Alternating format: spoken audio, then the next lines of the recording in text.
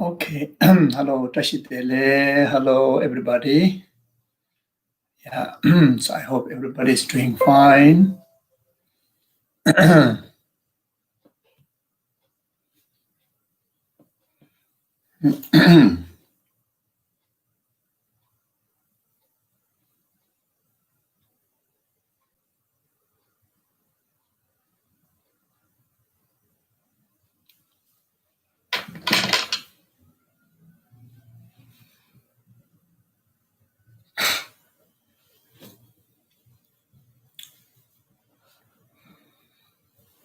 Okay.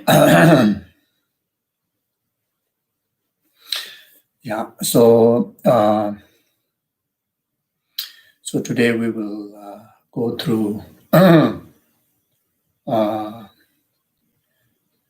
brief practical guide on Singhanada practice, Genesis Singhanada practice. So before we start the actual discussion,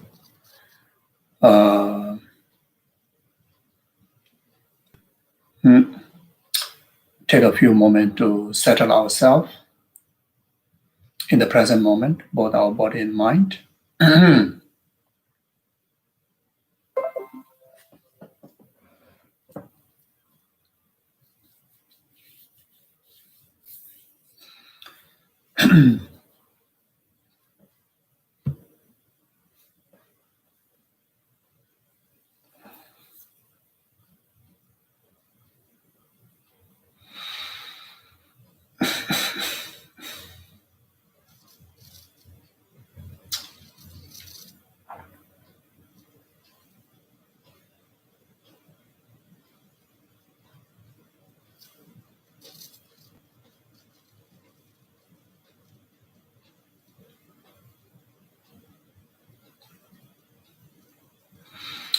Then take a few moments to refresh our refuge practice. Then after that, generate artistic motivation to actualize these very sessions to be most meaningful, most beneficial for your own well-being, as well as the well-being of your family members and rest of the humanity and rest of the sentient beings, until abiding them in the state of full enlightenment.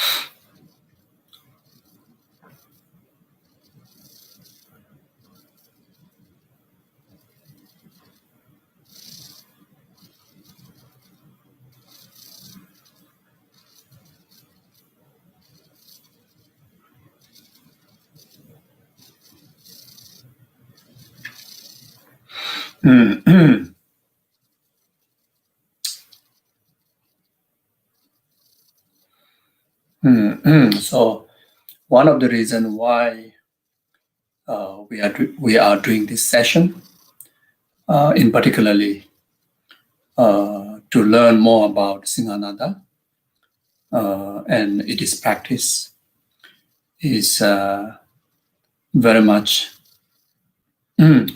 wish to utilize the practice to bring immense benefit to alleviating sufferings within oneself and as well as the rest of the numberless sentient beings, which infused by the mind of great compassion. So being so, here we take a few moments to reflect on the samsaric nature within all sentient beings, and the general samsaric suffering, and individual samsaric suffering of 6 realm beings. Then, at the end, specifically reflect on one's own samsaric nature, and where all these general and specific sufferings are coming from. Then reflecting on its causes, the delusion and the karma. And those of us who has understanding of Four Noble Truth, then like during His Holiness Dalai Lama's initiation session on Singhanada, and generally His Holiness asks us to reflect or recall the understanding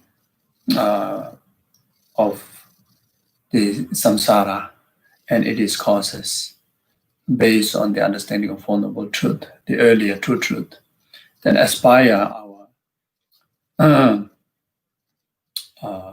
practice towards the liberation by following the path, by reflecting on the later True Noble Truth. So we do similar way for a few moments here.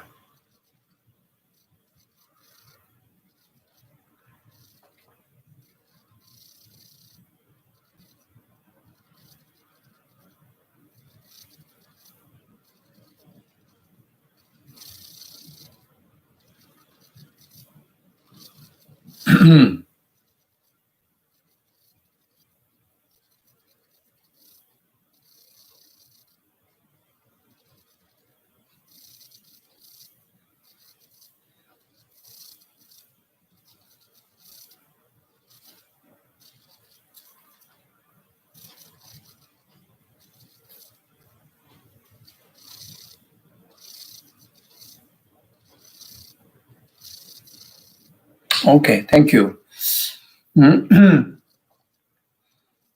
So today's session we're going to spend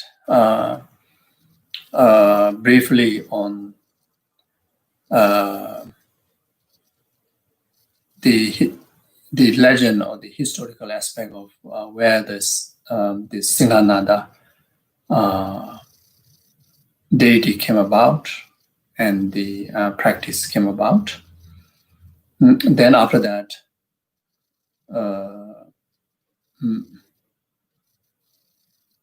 then going through the practical guideline, how to conduct the practice in relation to the Singhanada. So yeah, so this is hope that we can do that. Okay. So as for the legend or the history, first of all, why call Singhanada? Why call Cheresi Singeta?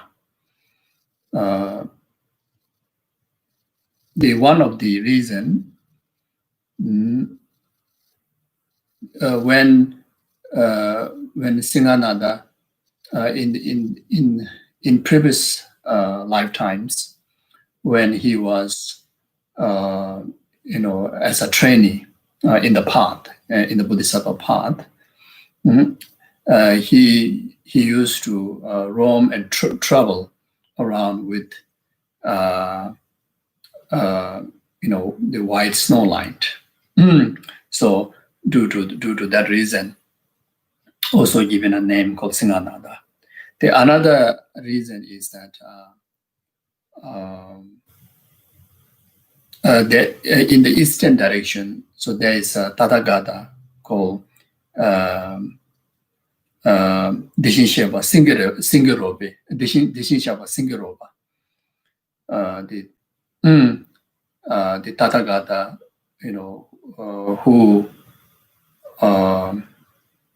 who roam the snow light or the light, and the Dishinshava Singaroba. So the Singhanada used to be one of the close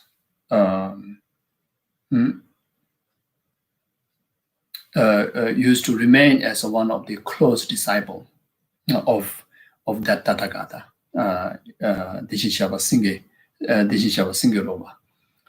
Because of that, then where the Singhanada name came about to this Bodhisattva. As far as concerned with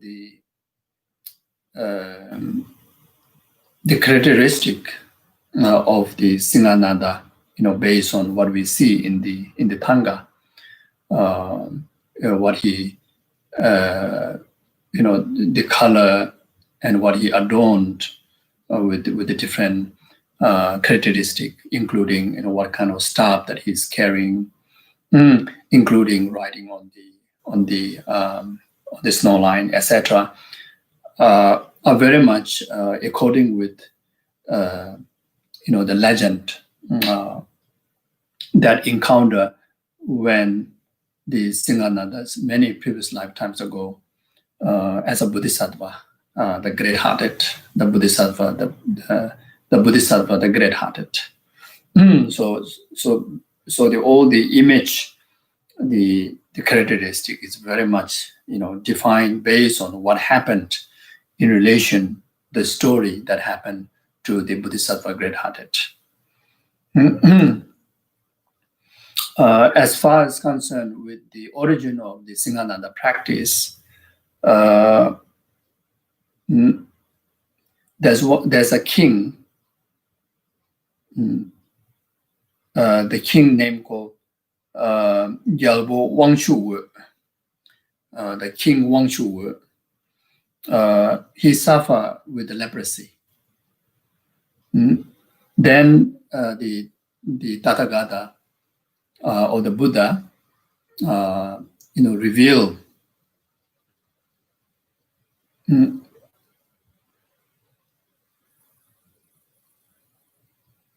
So in order to overcome that leprosy to the king, then the Buddha or the Tathagata or Buddha revealed the practice to Venerable Jambal, the Bodhisattva Jambal, the Bodhisattva Manjushri. The entire the Singhata, practices. So since then the Singhata practices came about to utilize as an antidote to dispel, diseases like that.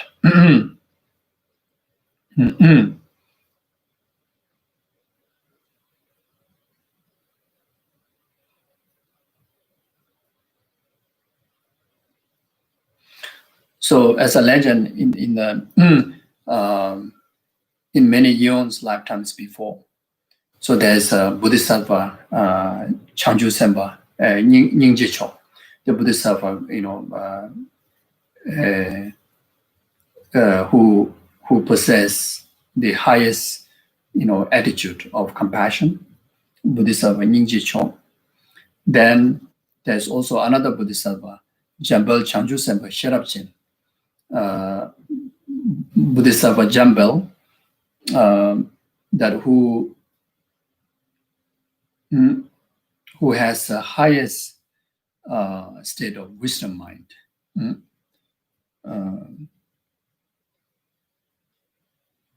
And that time, these two Bodhisattvas happened to be very close friends to each other.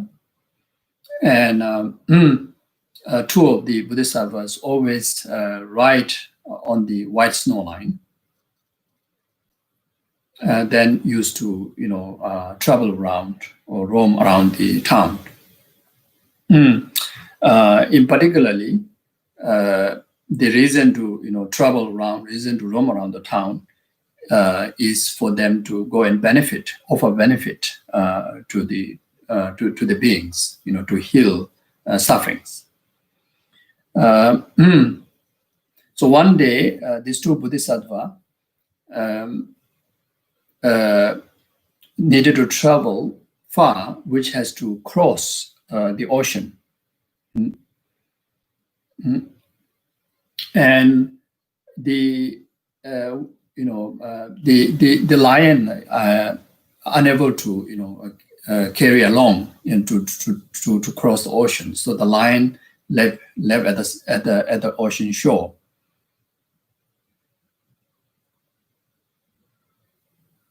The two bodhisattvas are adorned with precious ornaments.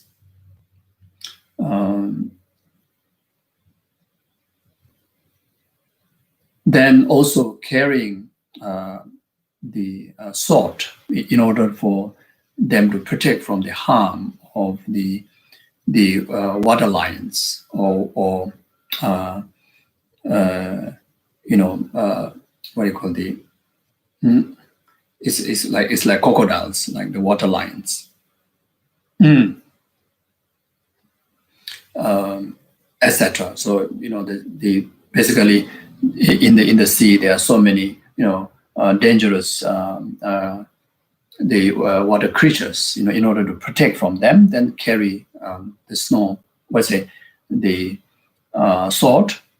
Then also carry a staff which has the three-pointed staff, like a trisuli. You see from the picture, you see on top of the skull cup, the lotus and skull cup, on top of that there's a sword. So the sword is in relation to this. Then the three-sport trisuli, the staff, is in relation to again the staff that these two bodhisattvas have carried. So with that, then they cross the ocean.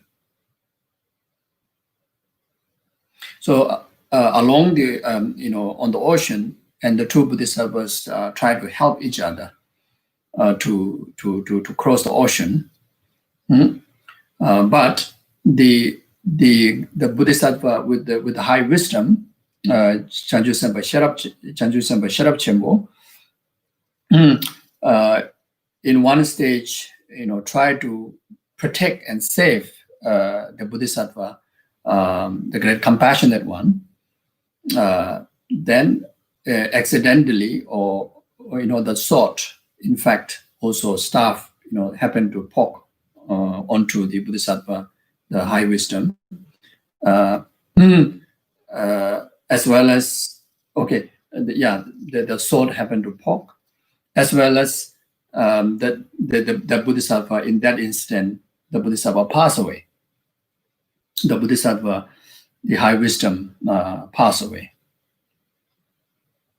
Then the bodhisattva, great compassionate one, felt so sad, and at the same time has a confusion, thinking that his close friend, the bodhisattva high wisdom, must have caused his life due to the gods and the nagas, or either the gods, the spirits, and the nagas. Then, so with much grieving, the bodhisattva, the great compassionate one, start to mourn to the passing of his friend. So due to that, then he start to wear the cloth like a renounced sadhu or the yogic. So he just take away all the jewel ornaments and very extensive the richness garments. So he put everything away, and he hold. He get one skull cup as a sign of renunciation. also to mourn the grief, grieve the passing of the friend. So he hold at his right hand.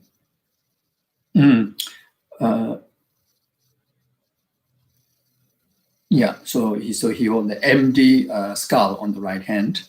Then the three-pointed staff, the Trisuli, he hold at the left hand. Hold at the left hand. Then he tie his hair up knot,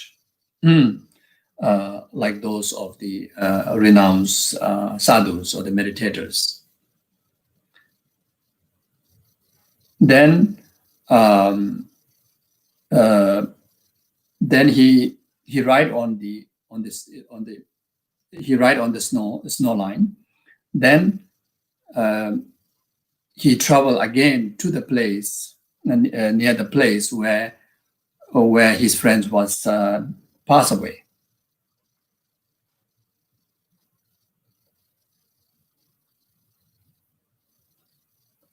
And in the intention of that, I'm going to eliminate, those who ever harm my friend.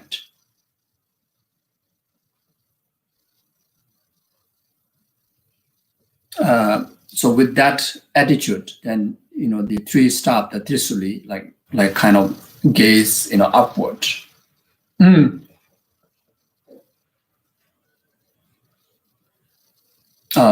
If that harm is come from the gods, the gods and the spirit of the higher realms, then going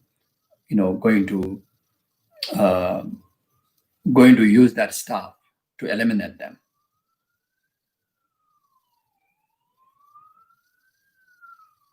Well, he was arising this negative attitude, and when the staff is firmly, raising up, then suddenly there's immense of abundance of flower rains, flower petals come down, and that is very much the flower petals are sent by the gods.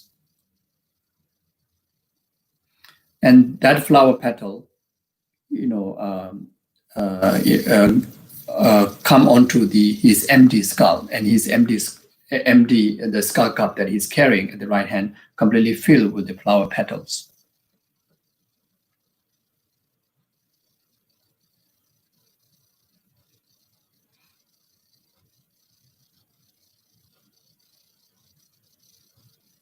Then he also used the staff to stir the ocean.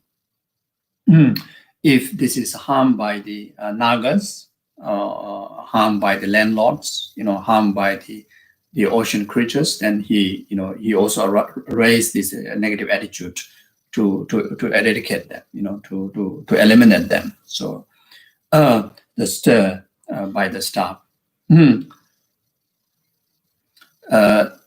So, but the king of the smell eater, instead of get disturbed, they rather venerate to this the Bodhisattva. Then offer precious garlands to the snow line.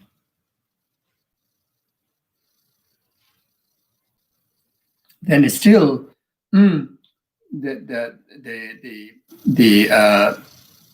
he still still have a confusion that is still a confusion that his friend must have caused life by if not the gods, maybe could be the nagas, as mentioned before. So then he used the staff to stir it.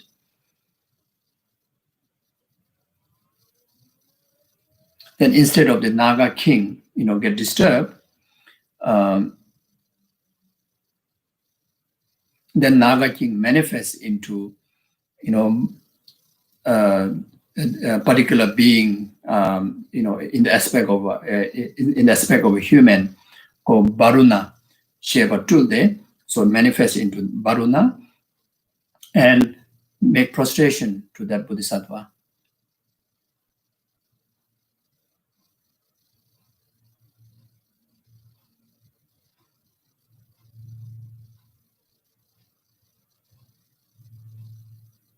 So then after that, then the Bodhisattva came into conscious, realizing that,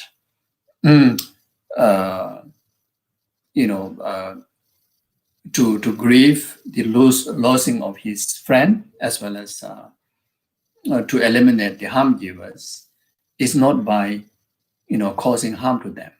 Then he gained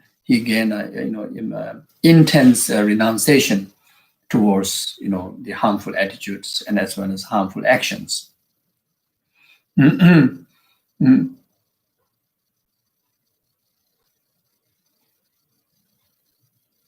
So then the snake, he wrapped 3 rounds around the staff.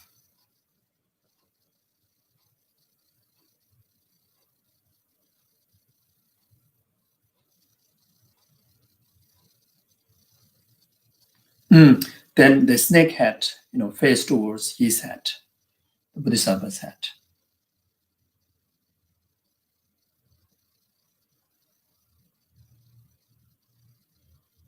Then he made the commitment that I'm going to,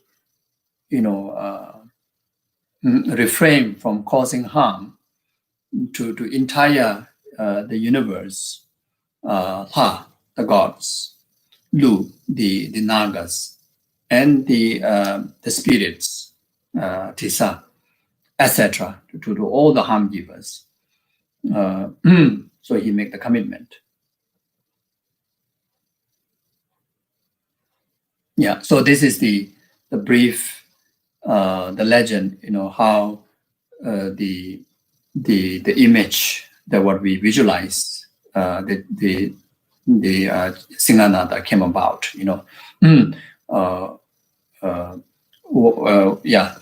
why writing on the snow line, why there's a skull cup filled with flour, why there's a sword, why there's a tristuli, the 3 spotted stars, why there's a snake, then why he tied his hair not up, and why he renounced all the magnificent ornaments and the garments, and wear just one simple skirt, the red skirt, silk skirt covering the body. Then like that. So as far as concerned with the deer skin, the black deer skin is similar to the Chenrezig, the characteristic of Chenrezig. It's very much symbolism of compassion, and this black deer regarded one of the most compassionate, animal, one of the more compassionate animals. So that's symbolism. That's why I put the deer skin, on his from his shoulder. So like that.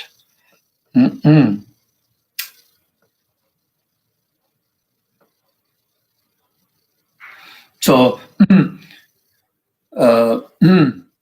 so due to the creation of circumstances, auspicious circumstances, even though initially there's a lot of negative encounterings, then due to the the power of the great compassion, then the wisdom eventually able to realize the negative consequences of negative attitude, negative thoughts. Then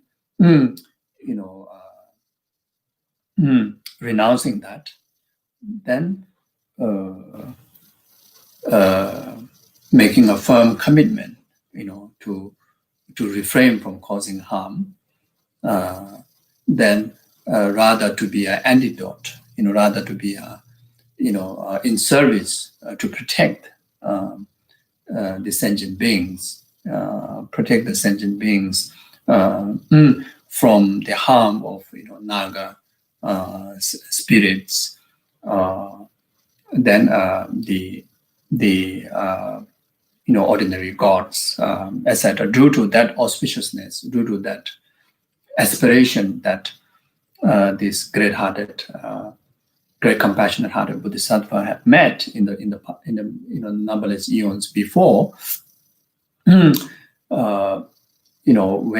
anyone engage into this practice, then it becomes very powerful. So the practice of Singhanada, through the interdependent arising of these circumstances, regarded to become very powerful, like the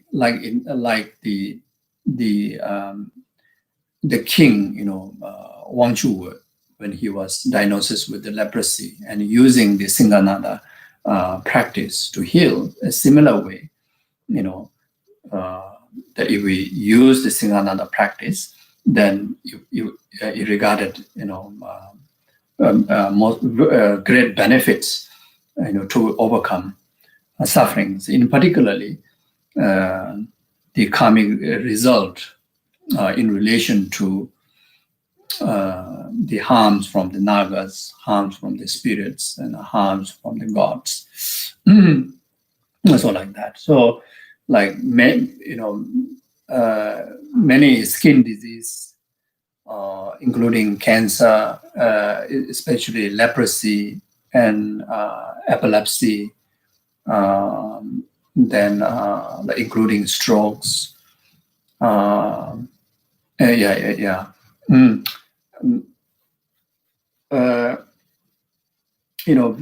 It's beside there are very few individuals that who are simply showing manifestation. They are not really suffering. They're just showing manifestation of having strokes, having cancer, etc. That we have a lot of practitioners out there that who manifest to teach us, the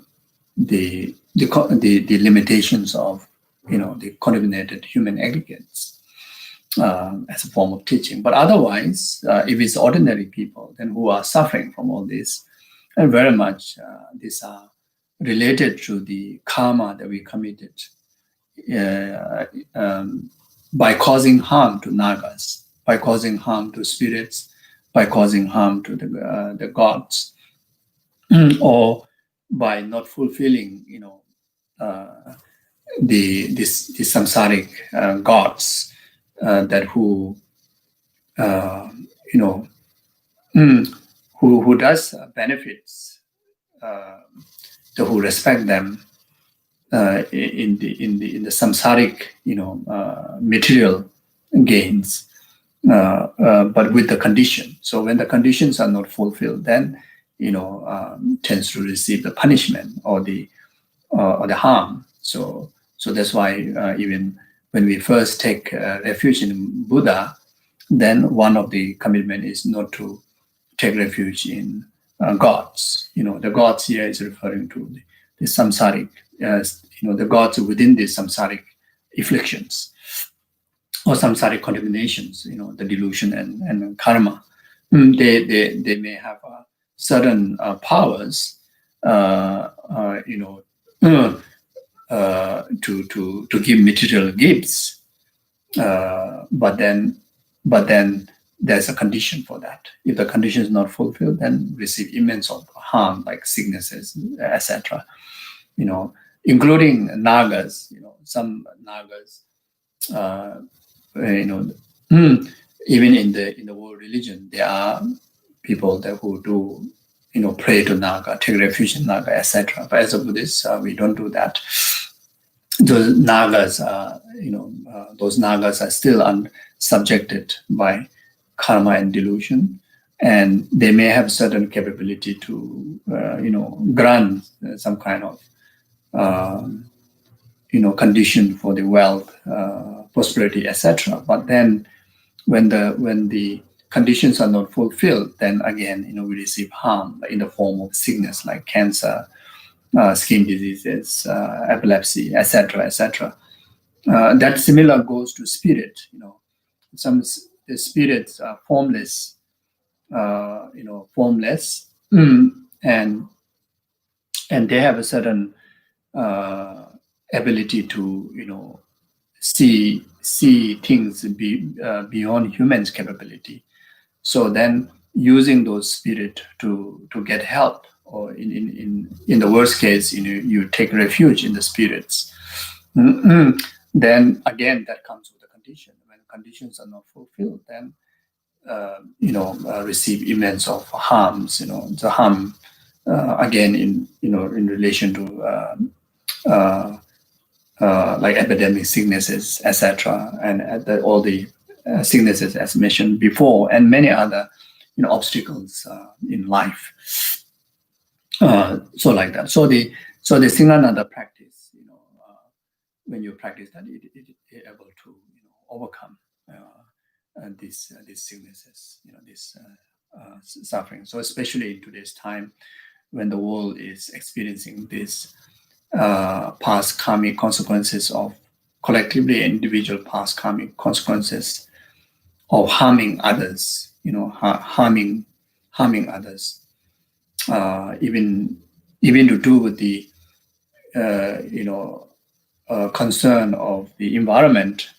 When you don't take care of the environment, and that harms the spirits, the nagas, the gods, who may be reciting, who most likely be reciting in the space, in the air, in the plants, in the water, in the trees, in the stones, etc.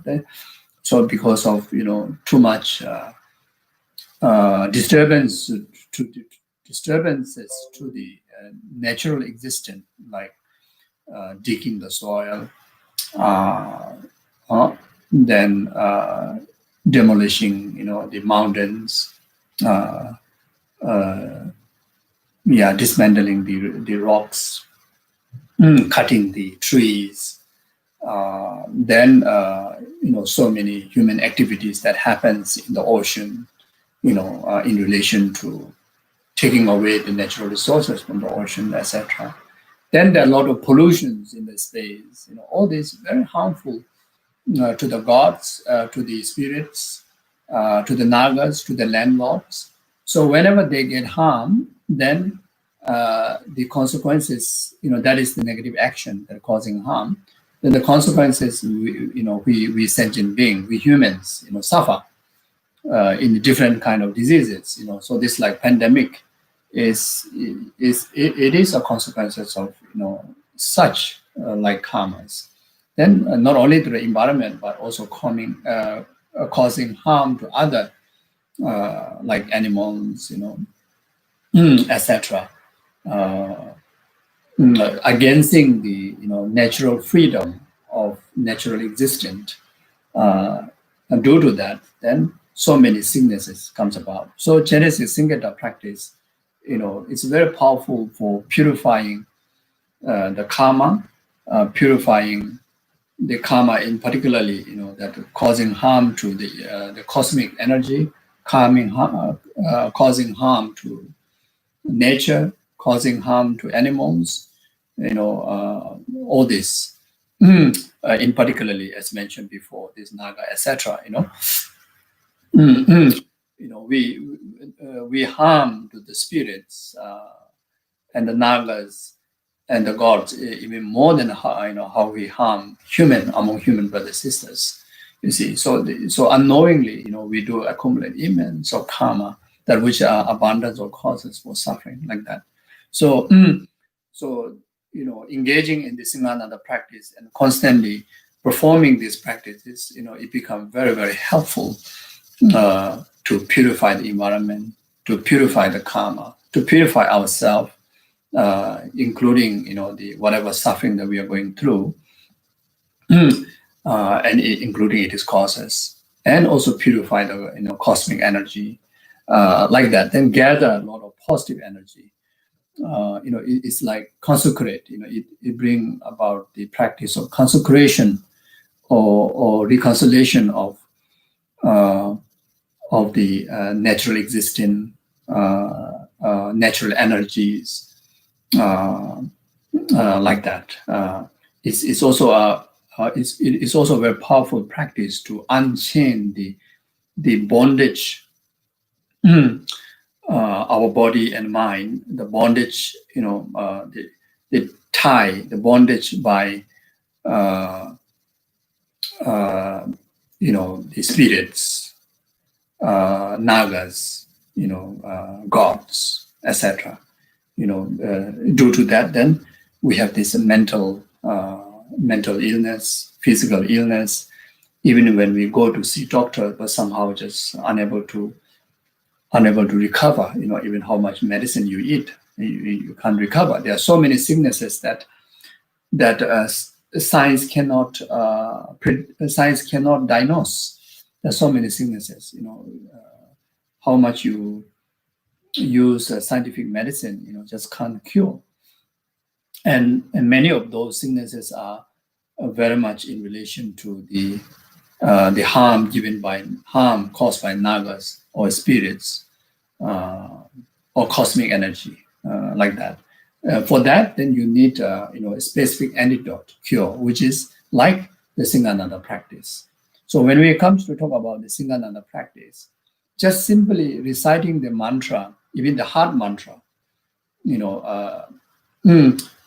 which is the short mantra, even just reciting that, it actualizes the antidote. Then if you recite the heart mantra conjoined with the body mandala, what's a mantra, that the whole mantra, the longer mandala mantra together, and of course, since needed to put more effort, then it will be more effective. Then on top of that, if you do the visualizations of the deity, then with the main purpose of visualization is for us to gain steady conviction and faith, because of learning the entire the deities or the enlightened characteristic. When you visualize that, then you start to gain. At the same time, when you visualize, the meaning of each implement, how each characteristic of the deity, how came about. So how it came about. So due to that, help to gain a steady faith and conviction. So faith and conviction, serve as a very powerful tool, in the effectiveness of the practice.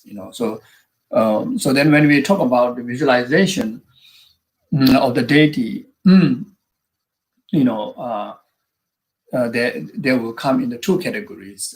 To those who already have, I think in three categories.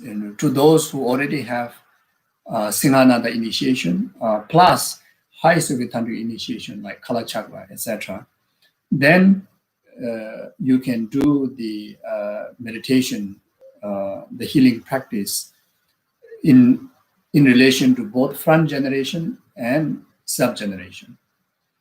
The front generation is simply, through the emptiness understanding, through the emptiness wisdom, then either it may be the Thanga of the Singhanada, or either it may be a picture or statue, or the Torma. Torma usually, you can just simply use bulldog. Some of you have learned in Torma making in the past. So there's one particular Torma called bulldog. Just you make the bulldog, then that bulldog represent, you can make two bulldog, one bulldog at the higher, on the altar. Then on top of the, So if you have a small picture of the Singhanada, then on the bulldor you stick like during initiation of Singhanada, you use the bulldor torma. Then on top you put the sakali, the small picture, which adorned with the umbrella and etc. So so that torma you visualize as the actual Singhanada. From the emptiness wisdom. So you arise that. Then, so basically,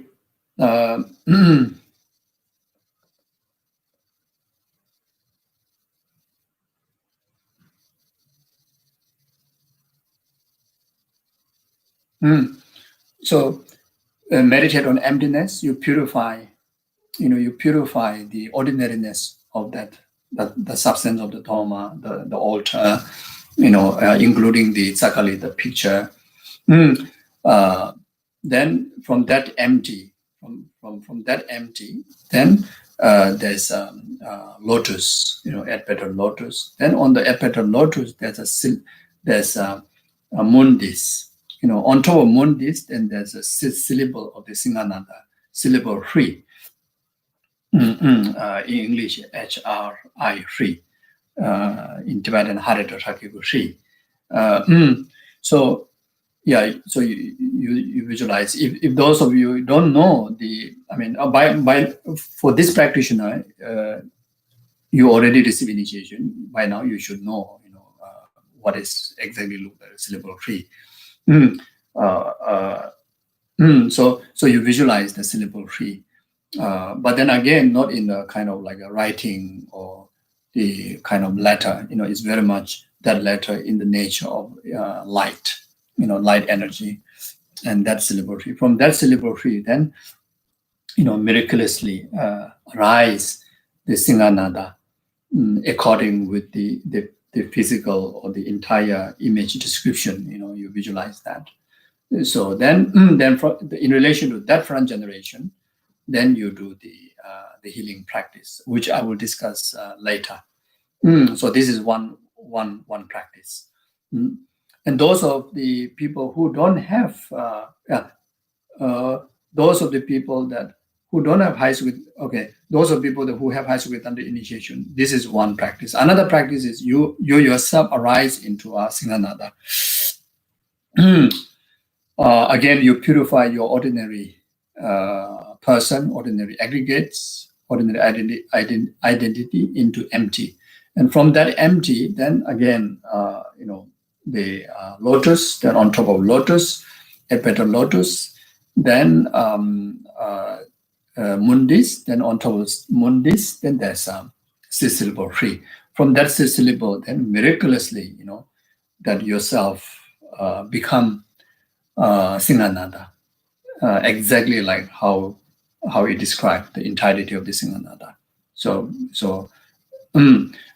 if someone there who have trouble of visualizing one by one step by step of the every single characteristic, then you can have like a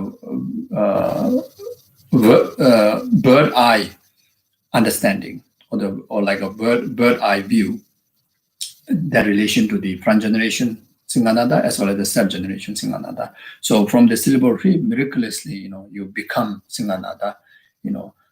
So you see the wholeness of the Singhanada in you.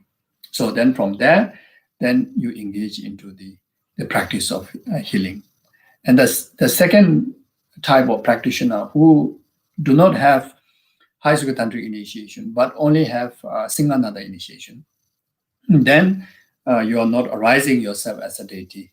So you can do the similar visualization that I've done at the front, but for the self-generation, then you don't generate as a deity. You simply visualize Singhanada on top of your crown, facing out. Then utilize the healing practice that we're going to discuss later.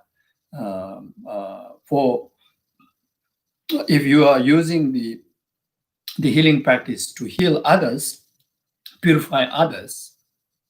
When we talk about others, the sentient being and the environment. When you talk about self, then of course your own body and mind. So if for the earlier, those who have high secondary initiation, then just simply arising yourself itself is the purification of your body and the mind. Then from there, then you do the healing to others. So through the channel of light rays and the nectar. So through there, then you reach out to others through light rays and the nectar, while reciting the mantra, and then bring about the healing, cleansing, any form of suffering. In particularly in this, as mentioned before, those specific karmic result in relation to specific karma like naga, etc. But this practice is especially very, very effective for that. And if you are doing that practice from the front generation, then from front generation, you heal yourself and also all sentient beings. Yourself, then your the father, mother, sentient being, your loved one, your enemy, your stranger, and the rest of the other sentient being completely at your side. Then from front generated Singhanada, again through the same thing, light rays and the nectar, then bring about the healing, bring about the purification like that. So the secondary of a practitioner for front generation is a similar way. The visualization similar way. The self generation, you don't do self generation. So the light rays and nectar, falls down, from the crown, to the then feel the light in the nectar, fill with the crown chakra, purify whatever accumulated karma and negativities and sicknesses in relation to body. Then feel through the throat, whatever karma negativities committed through the speech. Then feel down to the heart and the entire rest of the body. Then purify whatever karma negativities committed through your thoughts, and whatever karmic consequences, suffering, obstacle that you are going through in relation to the attitude, negative attitude, then purify that, like that,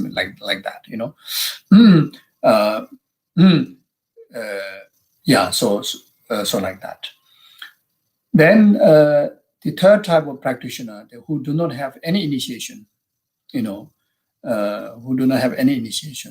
but at least necessary to have refuge practice. At least necessary refuge practice. You see, refuge in Buddha Dhamma Sangha. Because the purification has to take place in relation to the four opponent power. Whether you mention or not, the four opponent power has to engage. You see, so in order to take place of the four opponent power, the first one is power reliance. So you need to have the practice of refuge. That is the power reliance. And the second is because you already know that you are suffering. That's why you want to get the healing. You want to get the purification. So that is the second opponent power. Then the third one is the actual practice, whether to do with the visualization or the mantra recitation, whatever practice, whatever healing methods that you use in relation to Singhanada, then that is the antidote. Then at the end, of course, this, the fulfillment that you are completely purified, and at the same time that you understood such negative consequences are very very painful. So therefore, I'm not going to commit even cost of my life like that. You see, so on the basis of refuge practice, then you can visualize Singhanada on top of your crown. Or you can also visualize Singhanada on the front generation, similar to the earlier one, you see. So you can do the visualization a similar way like that. The second one and the third one is very similar. But the effectiveness when you have initiation, of course, is more effective, like that.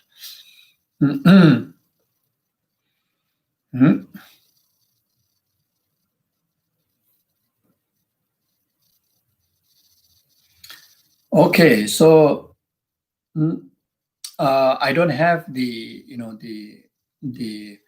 the text that His Holiness used during the initiation, the whole text, and whatever the physical visualizations of Singhanada and the short verse of supplication prayer and the mantra and the dedication prayers are very much extracted from the Parigyata, the collections of many different teachings, initiations, from there is extracted. So, but one of the major practice that His Holiness used during the initiation, that which is the one of the method, to practice as a healing. And those of you are familiar with the Vajra Namjomma, Doje Namjomma practice, in Doje Namjomma purification practice, then not entirety is same, but the some of the methods are similar. You see, so yeah. So anyway, so you all can take note, and once you have the idea, it's very easy. So I have no particular text to share with you.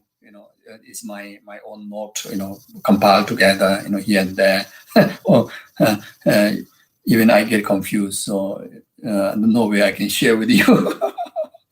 So anyway, yeah. So one of the general understanding of the effect that we receive from healing practices in relation to tantric deity yoga practices, there's a three things that need to come together, which makes the healing take place and the healing become very powerful.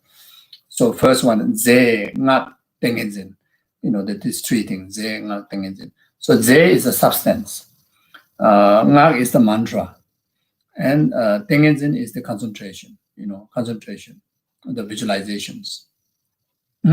And yeah, the visualizations, an example, visualization of light rays and nectar and etc.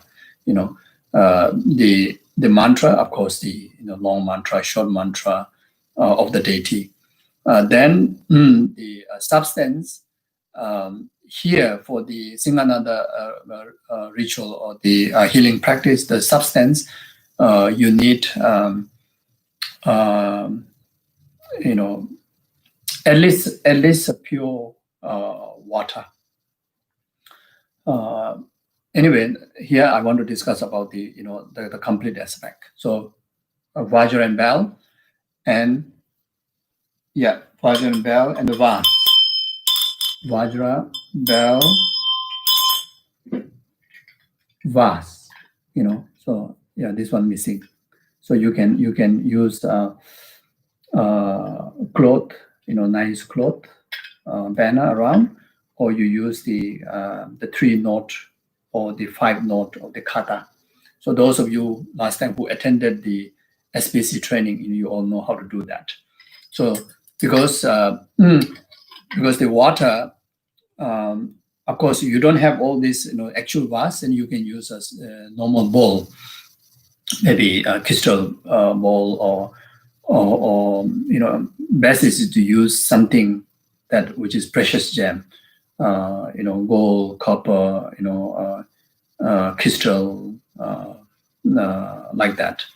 If not, then just use a normal container. Okay, but the best is that you use a vase. Then the vase is to fill the healing water. The healing the water is normal, but then but you need to consecrate it in order to be the substance to heal, to purify. So you need to consecrate it. So I will teach how to consecrate. Then you need so there's a usage of the vase because you need to pour water. Then there's a usage of this one, the peacock feather. Yeah. So in the text, it's just peacock feather, but usually in the Tibetan Buddhism, the people feather on top of the vase, they usually combine together with the kusha grass. So you can just use pico feather, or you can combine. So the traditional way, both ways is fine. So because there's a practice of healing by using the pico feather, wiping on your body when you do the healing practice. Then of course you need mala in relation to the Singhanada Cherezik. Best to have a crystal mala, real crystal mala. If not, any mala is fine, because you need to use for recitation of mantra, and also you need to use for the, when you do the consecration of the vase water, then you need to you just take out the top away, then just wait.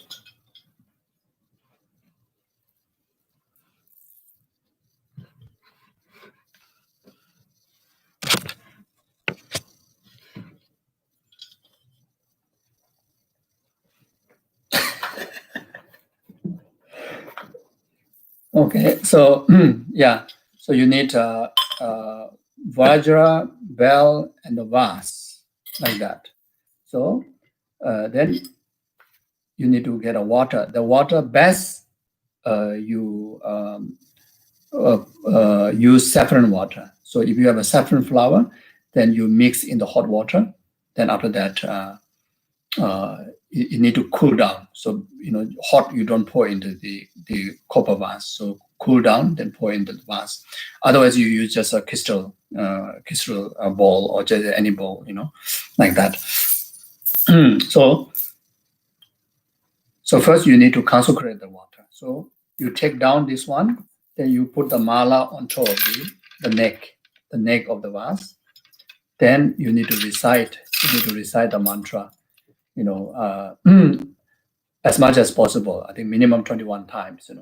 Best as much as possible. I think I would say minimum one mala, the short mantra.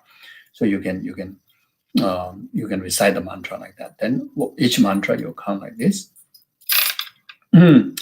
Or there's another mantra, Om Pema Tati Humpe. Like those of you who done Nyungne practice, then the vase water blessing mantra, Om Pema Tati Humpe. You can also bless the vase water with that mantra, Om Pema Tati Humpe, around 100 times. Okay, so like that.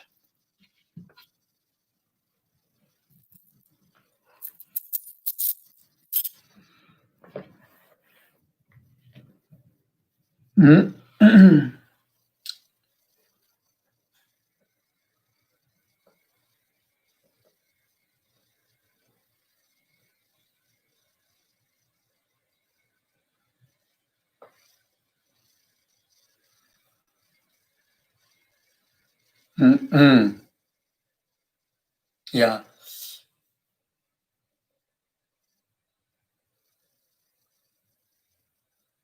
Yeah, that's it. Then the mantra then have to pronounce correctly. That we will practice. We will practice that.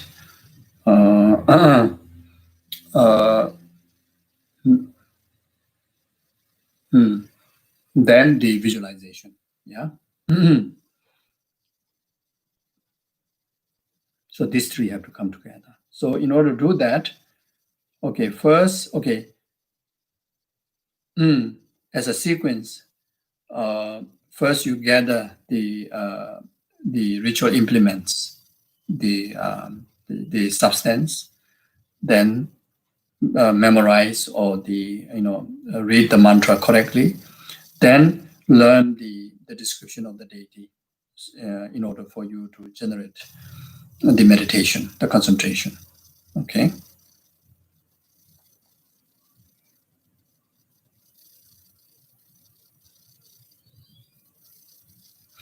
And if you are doing that, if you are doing this practice, at home in your convenient time and the place, then good to set up, good to make offerings on the front generation. Of course, yeah. So if you have set up, as mentioned before, the front generation deity, either the Tanga or the Toma, whatever, then you do accordingly. Otherwise, at least on your normal altar, set up this water bowl offerings, flower offerings, incense offerings, whatever is possible, whatever you have, you just set up nicely.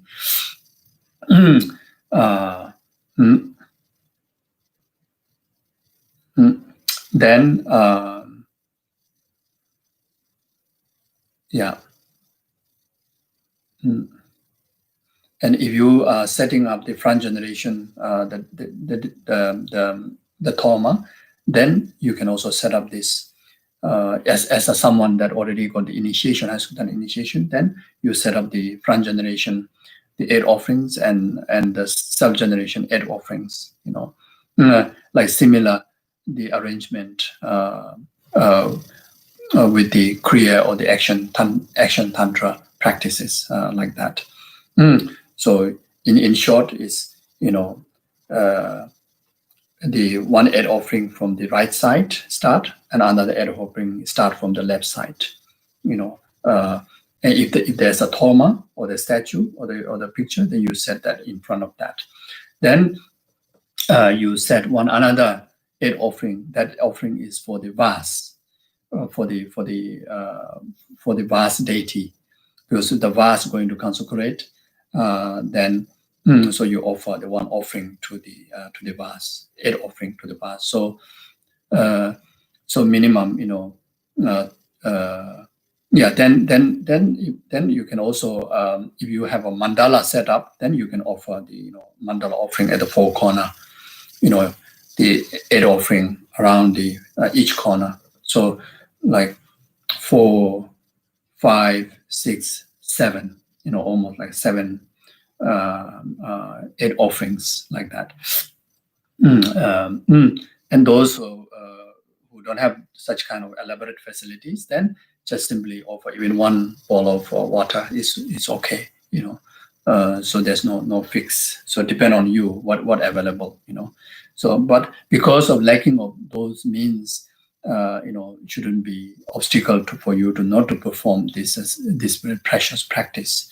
So again, in Buddhist practices, most important thing is everything, actualize in your visualization or the mind. You see, you can able to do that. Like even for the initiation, Chenrezig initiation, the Singhanada initiation, even His Holiness, asked to arise the front generation, asked us to visualize, since we have generated bodhicitta and emptiness. So everything can be actualized through bodhicitta and emptiness. The deity, front generation, self-generation, offerings, everything can be done with the meditation on emptiness and bodhicitta. So these 2 is the most important. So if you don't know the rituals, you don't know you don't have the ritual implements, then no worries. No worries. If you have, there's a benefit. There's a special significance there. If you don't, then as long as you remember to meditate on emptiness and meditate on bodhicitta, on that basis, then visualize the Singhanada, recite the mantra, visualize the light rays and the nectar. Then you want to do that for others, then you do that for others. That healing take place. If you want to do that for yourself, then the healing take place within you, like that.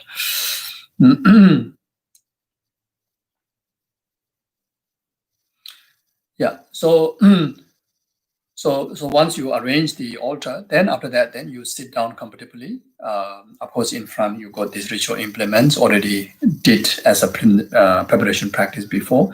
Then after that, generate motivation. This is tantric practice within the Mahayanic Dharma. So and even you are doing this healing for yourself, you should generate a bodhicitta motivation. Bodhicitta motivation. At least all the suffering that world is caused by all the suffering in the world of yours, others are caused by negative actions of body, speech, and mind. So we each have the responsibility to eliminate or purify the suffering, whether to do with the self or whether to do with one's family or rest of the others, or whether to human or whether to sentient being. You take the full responsibility to help them, because you have the practice of Singhanada. So at least develop that foundation of motivation. Then on top of that, then this healing practice may be the cause of the enlightenment for yourself, for the rest of the sentient beings. So for the benefit of abiding the all sentient beings, free from all the oceans of samsaric suffering it is caused, in particularly, that particular sickness is to do with cancer, whatever you mentioned that, in order to elevate this sentient being or this particular person or yourself in the state of full enlightenment, for that, then I'm going to engage into the purification practice of Singhanada. So like that. Then after that, take refuge. You take refuge. Then take refuge in Buddha Dhamma Sangha. Then after that, so no need to explain the refuge because all of you know how to take refuge, so which is must. Then after that, those of you already received the Bodhisattva vow, then here you also regenerate the Bodhisattva aspirational attitude. Either reciting the Refuge and Bodhicitta prayer, or either reciting the verses to take the aspirational Bodhisattva vow. So you recite that and you reflect on those meanings, and reestablish, strengthen the Bodhicitta inspirational vow. Then after that, you consecrate the vase. So your right hand hold the vajra, left hand hold the bell. Then, as mentioned before, using the vase, and so then, as I already explained before, so then you can recite either of the mantra, the deity's mantra, or the general consecration, Om Pema Tati Humpe. You can recite that about 100 times. So you consecrate that.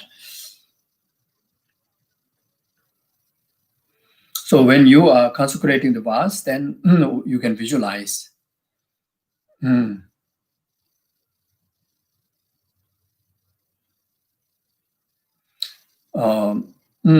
the very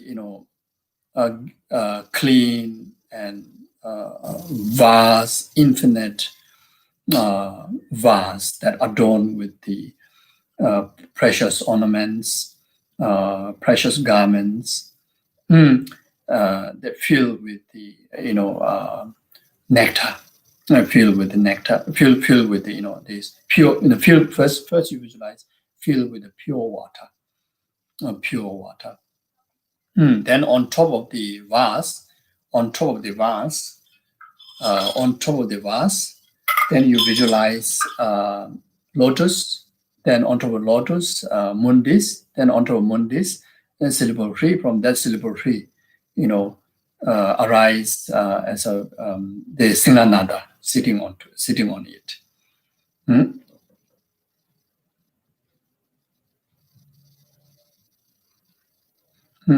Then that Singhanada sitting on it and facing towards you, lively like that.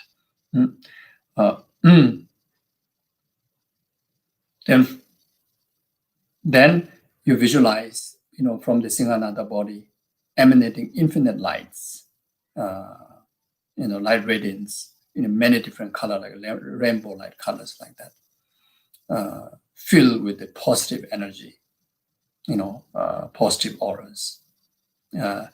emanating towards you, also emanating towards entire 10 directions, emanating towards entire sentient beings, like that. Then you recite the Singhanada, you recite the Singhanada mantra. So while you're visualizing, then holding the mala, like this.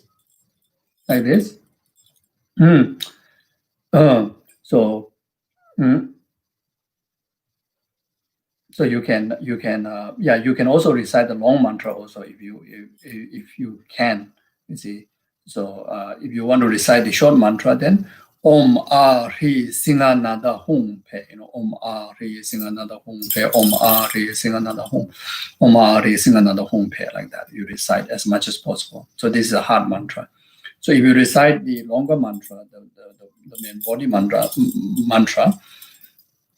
then Namo Ranataya, Namo Aya Awa Lokite, Sharaya, Buddhi Sadaya, Ma Sadaya, Ma Karunikaya, Tayatha Om Akate, Bikate, Nikate, Katam Kate, Biriye Soha. So you can recite that. Namo Ranataya, Nama Arya Awa Lokite, Shoraya, Buddhi Sato Ya, Ma Sato Ya, Ma Karunika Ya, Tayatha, Om Akate, Bikate, Nikate, Katam Kate, Biriye Soha. Okay, I will recite one more time for pronunciation. Namo Rana Taya Ya, Nama Arya Awa Lokite, Shoraya, Buddhi Sato Ya, Ma Sato Ya, Ma Karunika Ya, Tayatha, Om Akate, Bikate, Nikate, Katam Kate, Biriye Soha. So you recite like that. Then once you finish reciting either of the mantra, or otherwise you recite just Om Pema. Om Pema Tati Hung Pe, Om Pema Tati Hung Pe, Om Pema Tati Hung Pe. Then after that you take off the mala out. So you put the vase, you just remain on the table. Then,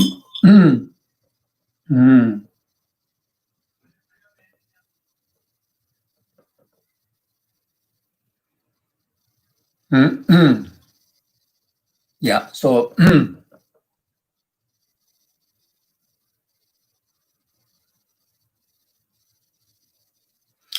so now there are three steps of cleansing. One is by sprinkling the blessed vase water. Okay, that is one. Second one is by using the pickle feather, then wiping the stain. By sprinkling the water around your body, is already purified. It should be purified like almost like 99% or 100%.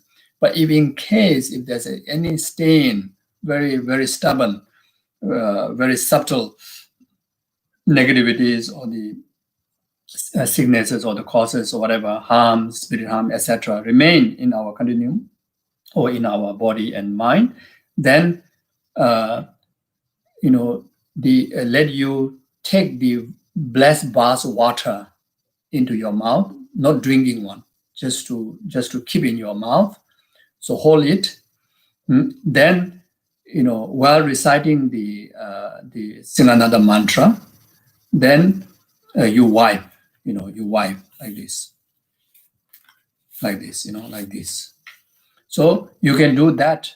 If you are doing this practice with someone, then you do that to the person's, from the crown to the whole body, like that. Cleanse while reciting the mantra. Om Re Singhanada Hum. Like that. Reciting the mantra, you can do that. Then,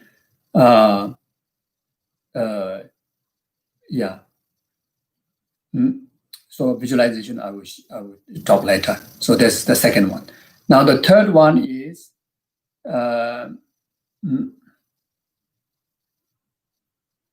third one is using the Vajra. Then, creating the protection wheel. If you visualize the entire mandala of the Singhanada, then in the mandala, the fire fence is like a protection wheel to entire your existence, entire your mandala, like that. Or otherwise, you can visualize Vajra fence, Vajra fence, like by placing on the crown, by placing by placing on the heart, by placing on the two shoulder, by placing on the two knees, by placing on the two back, like where the kidney, the bladder there, like two side like that. Or you can just visualize, like entire your body, created the indestructible Vajra fence, so you have already purified through this earlier two, purification practice. And now that pure being, that free from whatever, all the disturbances, create the Vajra fence, so that Vajra protection, that no future harms will receive, so you become unharmed ever, like that. So this is creating the protection. So if you are doing this healing to someone, like one sick person, then you can either hold like that, or you can hold like you are almost like making a cross Vajra like this, while reciting the mantra like this, on the head, on the chest, and the two like that, and two knee, and the two back like this. Okay. Then dedication. So that's it. So it's quite simple, isn't it? Correct motivation, refuge, bodhicitta, blessing the vase, then sprinkling the blessed water, then wiping the remaining hindrances, then creating the protection wheel, then conclusion. That's it. So like that. Okay, so now we go a little bit detail. Okay, so when you do the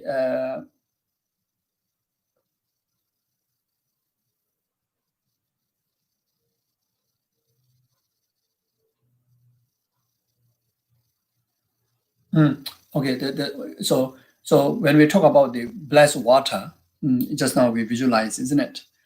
The Namjoma on top of the vase. Okay, I think I miss out this part. So while reciting the mantra, you do that visualization. And eventually that Singhanada dissolve into the water. Okay, that Singhanada dissolve, is not a concrete person, it's a light energy form. Yeah. So so therefore that dissolve into the water, and the water transform through the actions of Singhanada. Singhanada's quality, action of Singhanada's quality. That water transform in action of Singhanada's qualities. Then it become a purifying, clear nectar. It become a purifying, clear, healing nectar. Okay, and that water, that purifying, clear nectar is the one that going to use to sprinkle and purify. So like that. So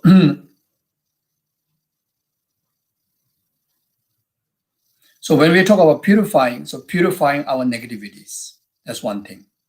Then purifying environment, inner environment, outer environment. Then purifying others, specifically someone, other sentient beings. Okay. So when you do the sprinkling water, you are purifying all these three different, self, environment, and others. When you do the wiping, also the same thing. When you're creating the protection wheel, also the same thing. But of course, you can do this practice specifically to that person, then is dedicated to be specific to that person, then you are doing all these things for that person. So so depend on how extensive you do. So when so purifying our negativity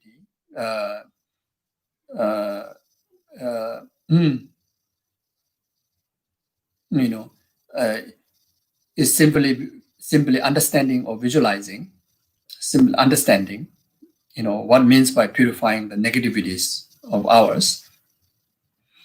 That negativities include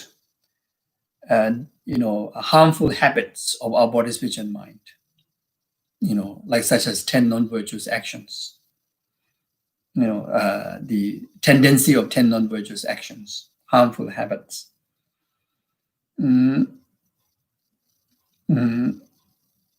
Yeah, harmful habits.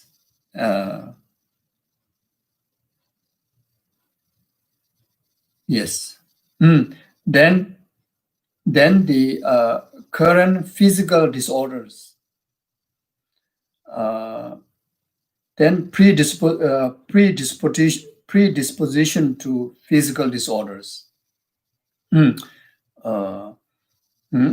Then mental sufferings and physical sufferings. Then we can also purify excessive emotional, emotional crisis or emotional responses, such as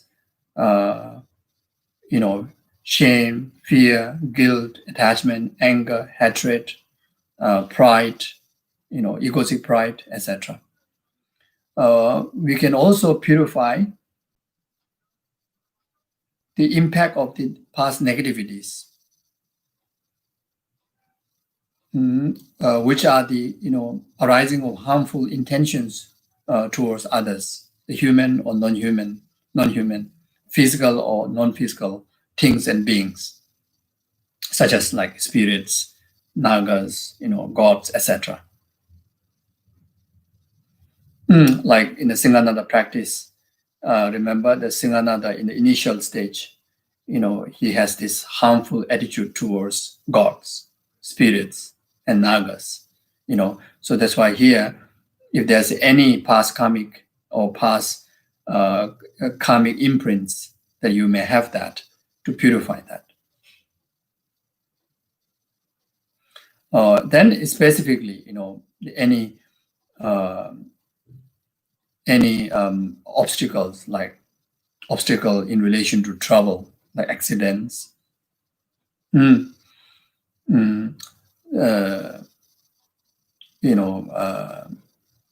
obstacle in relation to food, like poisons, then obstacle in relation to our like house, even though it's supposed to be shelter, but then if there's the past karmic afflicted to the land or the house, then such as people die in the earthquake, in your house, in the storm, you die in your house, etc.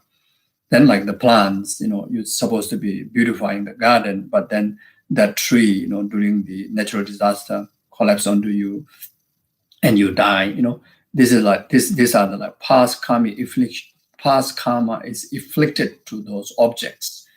Like sometimes like a knife, that you keep to chop the vegetables, and suddenly, then it become due to your mind own disturb your own mind disturbances. You use the knives to suicide, kill, or other people, the robberies, use your kitchen knife to come and cause harm to you, etc. Then suppose the elements, fire, water, etc. All the four elements supposed to be beneficial to your survival, your being. But then, because of those elements are afflicted by past karma, then those elements become a cause of your life.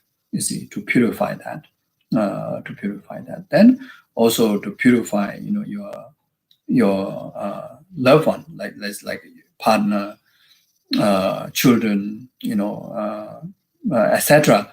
They're supposed to be like help you, protect you, but then due to afflicting past negative karma, they turn against you, and there are a lot of people like partner kill. There's a cases, like husband kill the wife, wife kill the husband, etc. Children kill the parent, etc.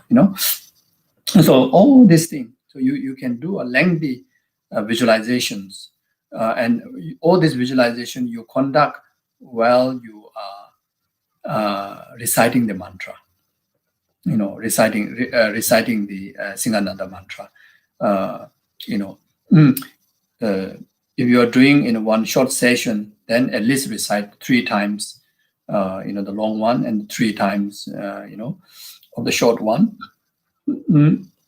Or if it still takes longer for the visualization, as long as visualization takes, you recite the short mantra. You recite the short mantra. While reciting the short mantra, then what you have visualized, the deity, then immense of light, rays, and nectar. Light, rays, and nectar, and the blessing that travel through the water that is sprinkling to you. Like that. So like Om Ari Singhanada. Om Ari Singhanada Hum Pe. So you can do like this. When you sprinkle the water, you hold the vajra like this. This vase you can keep on the table. You can do from there, or you can hold it. It's Om Ari Singhanada Hum Pe. Om Ari Singhanada Hum Pe. Om Ari Singhanada Hum Pe. Like that. So you can do for yourself Om Ari Singhanada Hum Pe. Om Ari Singhanada Hum Pe. Om Ari Singhanada Hum Pe. Like that. So if someone is right in front of you, you're helping somebody, then Om Ari Singhanada Hum Pe. Om Ari Singhanada Hum Pe. Om Ari Singhanada Hum Pe. Like that. Or you can recite the long mantra. You see. At the same time, try to do simultaneous visualization if possible. And some people have trouble to do simultaneous visualization at the same time the action. So you do the visualization first, then focus on the recitation of mantra and the action. The sprinkling of the water, like that. Then of course, if person has a specific obstacle, then you specifically mention that, visualize that, the purifying that. Then if yourself is receiving such benefit from someone who performed this practice to you, then yourself also visualize, the Singhanada, in the guru aspect, Singhanada in that monk's aspect, Singhanada in that practitioner aspect, who in actually is Singhanada, who is offering purification to you, like that.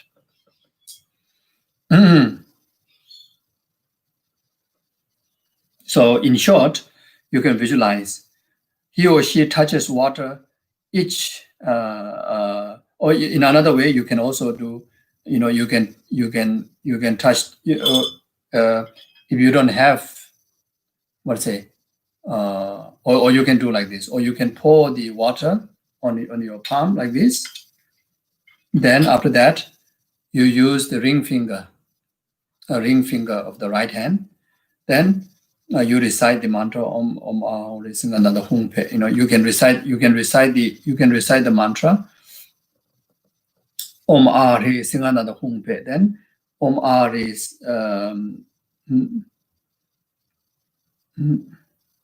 you say Om Ahuri Singhanada Hum Pe. Om Ahuri Singhanada Hum Pe. Om Ahuri Singhanada Hum Pe. Om Ahuri Singhanada Hum Pe.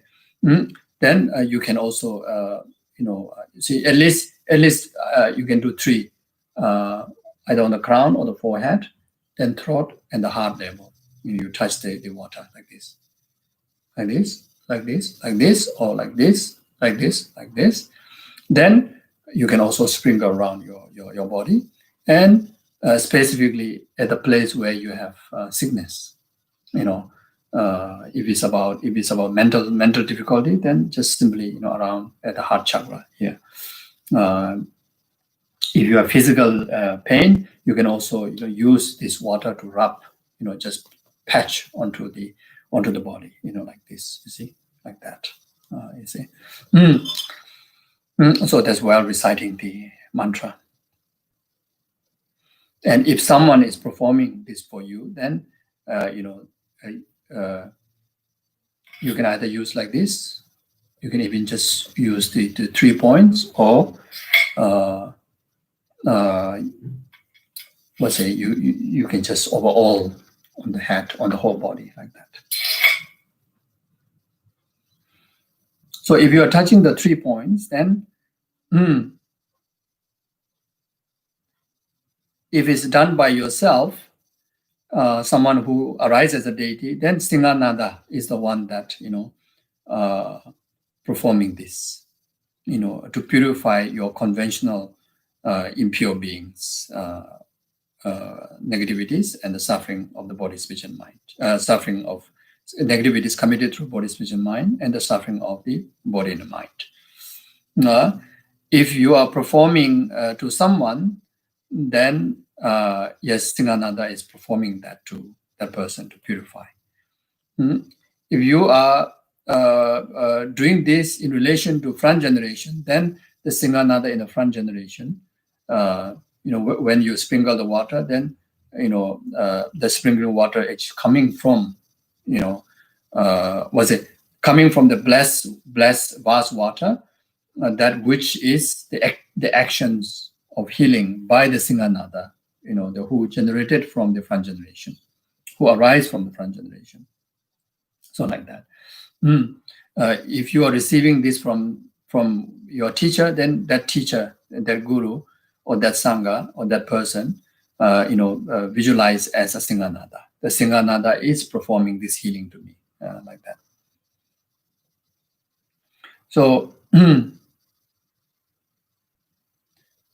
so touches of the water in whatever way to the crown or the forehead, then you visualize, purifying all the negativities of the body. Touches the throat, purify all the negativities committed through speech. It touches the heart, purify all the negativities committed through the mind, like that. So when you purify the environment, so you purify the immediate, surrounding space, like your house, your clothes, food and substance, everything, the ground, the 4 elements, outer elements. Then also purify the,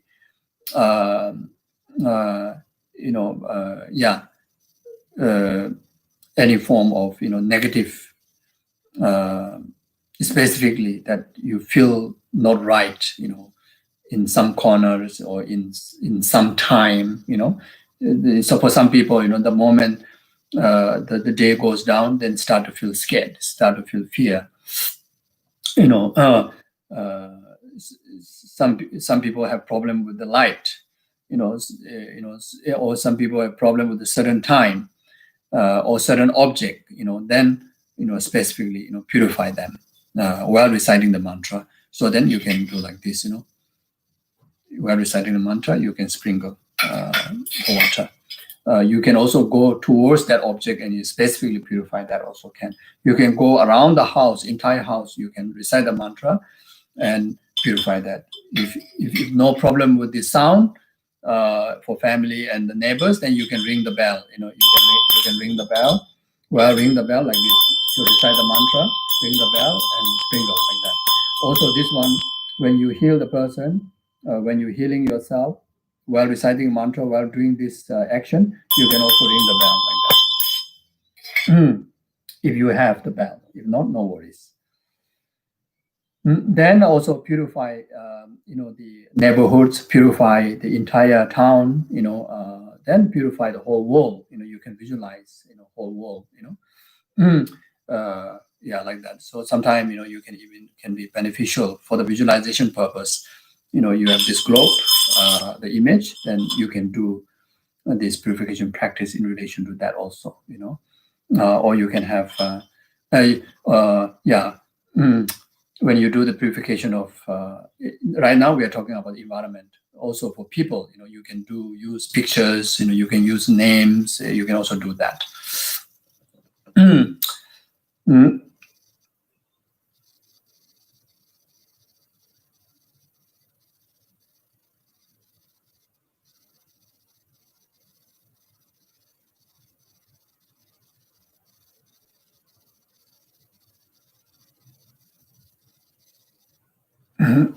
Okay, then purifying others. So we visualize our family members and friends around us. So you see, purifying the others, either you generate them in, you as a performing the practice and visualize them in front, or you can purify yourself and the rest of the other together. So if you are purifying the rest of the other sentient being and rest of the families, with yourself, then you place all the male, humans and beings at the right side, and all the female beings at the left side, and all the enemy put in front of you. Then all the strangers put behind, like that. Then rest of the other sentient beings. Of course, all the sentient beings, complete within these three categories. But for the visualization sake, specifically remembering, who you feel their loved one, who you feel their enemy, who you feel their stranger in our conventional world. Place them first, then the rest of the other sentient beings just place, around it, like that. Then, mm, mm, yeah. So, then do the practice accordingly. The what you call the either using the vase water or either using the water on the bowl. There you can also use leaves of the not poisonous plant like fruit plant or flower. What you call the tree stems or the flower. Best is the tree, non-poisonous tree stems. So then you sprinkle like that, you sprinkle, you sprinkle in the front, in the right side, in the left side, in the behind, like that, because you have visualized all sentient beings around you. So like that, and you can do that even those who do not have an initiation. As I mentioned before, you visualize accordingly as before, as someone as not initiated, and you can also benefit all sentient beings in this way. If you have only create under initiation, then you visualize on top of your crown, as mentioned before. Then you perform all these activities. Those of you who already are with under initiation, then you can do this practice while rising yourself as a self-generated deity, and you can perform all these detailed practices. On that, you can also visualize that your conventional, the ordinary person, kind of replica, also sitting, among the loved one, you can purify. You are at the central, you are in the central, then purifying the rest of the sentient being, like that. Or you act as a guru or the healer. Then the rest is like in front, all sentient beings in front. Then you're offering the purification. That self-arise Singhanada is the one that performing like that. Or the self-arise Singhanada, that who is in fact is in the form of Sangha, or in the form of Guru, or in the form of Bodhisattva, or in the form of one particular practitioner. You name yourself. Then who is what do you call the offering as a bridge to bring about the blessing of the Dharmakaya aspect of the Singhanada in the healing, to this rest of the sentient beings, like that. So now purifying using also in Tibetan. Okay, now there's another important thing.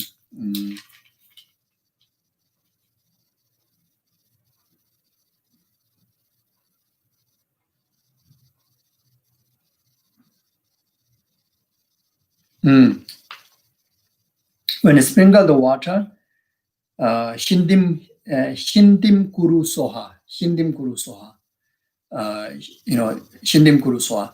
So each time, let's say the cancer, visualize the cancer purified, So cancer shindim kuru soha, like that.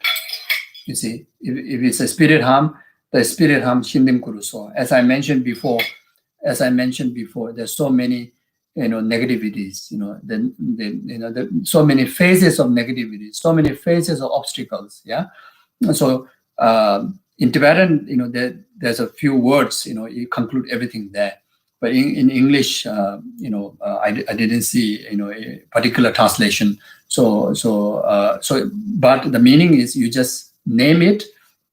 Then at the end, shindim kuru soha. So you recite the Singhanada mantra. Let's say I think during His Honor's initiation, I think I was asked to recite 21 times, isn't it?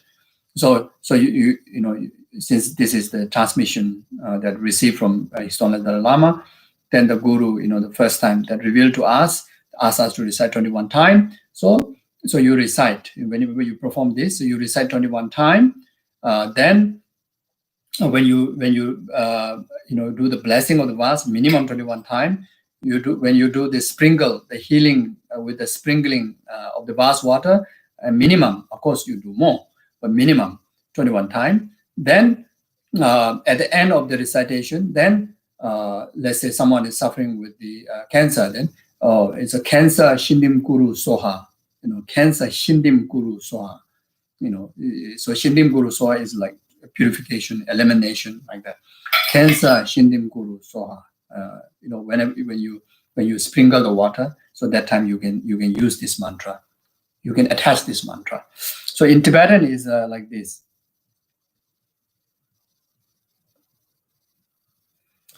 Doje loma tin namgi tikpa dan tipa tamji shindu kuro. So first one is tikpa dan tipa. The negativities, tikpa. So negativities, and second one is obscuration. Tikpa dan tipa tamji shindim kuro soha. So negativities and obscuration shindim kuro soha. In English, you can say something like that. Then ne tamje shindim kuro soha. Then all the sickness shindim kuro soha. Then tamje shindim kuro soha. Then all the spirit harms, shindim kuro soha. Then rim tamje shindim kuro soha. All the sickness rim, like a pandemic sicknesses like that. All the sicknesses shindim kuro soha. So then current tamje shindim kuro, so like others charm, others curse, etc. Shindim kuru. So, tamje shindim kuru. So pollution, elemental pollution, pollution of the negative attitudes, pollutions of impure samaya, broken samayas, broken commitment, etc. All these are pollution. The conventional, ordinary pollution that we normally, the dirts. Elemental pollutions. Then the pollution that in another understanding is the pollution to your spiritual growth. Those like broken samaya, etc. Pollution to block, to not to receive the blessing, etc. So tamje shindim kuru. So all the pollution shindim kuru. So che tamje shindim kuru. So che, I think it's very much like the others. Now che, anyway, here I say che tamje shindim kuru. So I don't know exact translation of that, but is as mentioned before, the others charm, etc. Here, chetamje shindu kuryoso, jurdamje shindu kuryoso, kawanyebadamje shindu kuryoso. So all the inauspiciousness shindu kuryoso, tengebadamje shindu kuryoso, kawanyebadamje shindu kuryoso. All the auspicious, time shindu kuryoso, tengebadamje shindu kuryoso. All the auspiciousness, all the inauspiciousness shindu kuryoso, milanyebadamje shindu kuryoso. All the bad dreams, Shindukuryoso, Semanyabadam Shindukuryoso, all the inauspicious signs in Shindukuryoso, Tamishibadam Shindukuryoso, all the failures, anything that bring about failure, Shindukuryoso, Semoname Dodamji Shindukuryoso. So, there are particular spirits in relation to, different times, etc. So, any form of harms and harm givers, so, all the untimely death, any circumstances, cause and conditions that for the untimely death, so, Sa is cosmic harm. Yugar is harm that in relation to sun, moon, and stars, etc. So then also there's one particular harmful spirit called Yalbo, and Chonggun, also the snatch thieves, like snatch, robberies, whatever fear that you have, all Shindungurya. So then the bondage of spirits, landlords, etc. Then Shinje Ponyadam Shindukuriya, so like a lot of the death, etc. Get down Lord, then any form of the obstacles, Shindim, so whatever is harmful is out there, everything, purified with sprinkling water, Shindim Kuriya, so like that.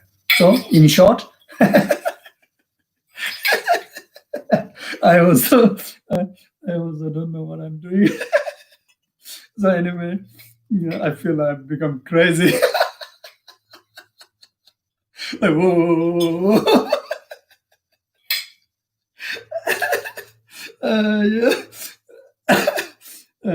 With a huge struggle of translation, I almost become crazy. So crazy tamje shindim kuriya, so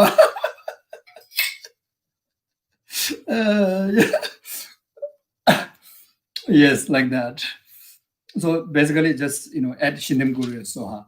Okay, so now after that, then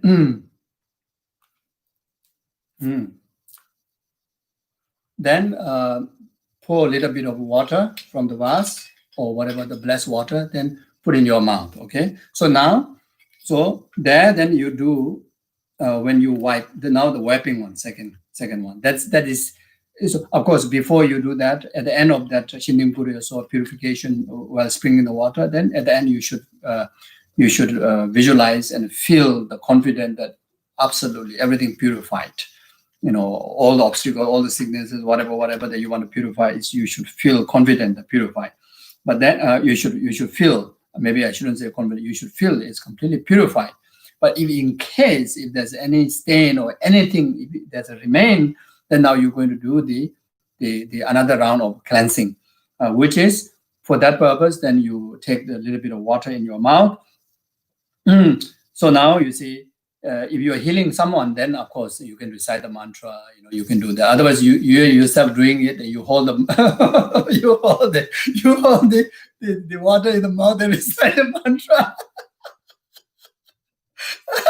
If I perform that here, then you all will sure will laugh. Then you say things over today go crazy. You recite the mantra. So you have to be practical, yeah. So what you do is you take a little water. Then after that you get ready with this one small cup something So you spit onto it. You spit onto it. You live there. in front of you. Then you recite the mantra, okay? Then you recite the mantra, the long one at least 3 times, then the short one, at least 21 times, like that. Yeah. So then after reciting that, then then you go and get this one from the vase. Now hold this. So before using this, you have to visualize like this. The peacock feather. First you visualize this. Vajra. Yeah. Vajra.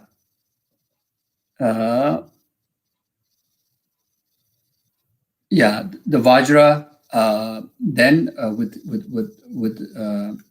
with attached, by the peacock feather, and that sitting on, the Vajra stem, then the peacock feather sitting on.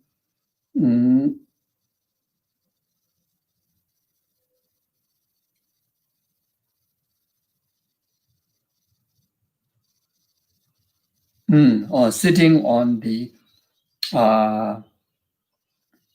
on the moon disk.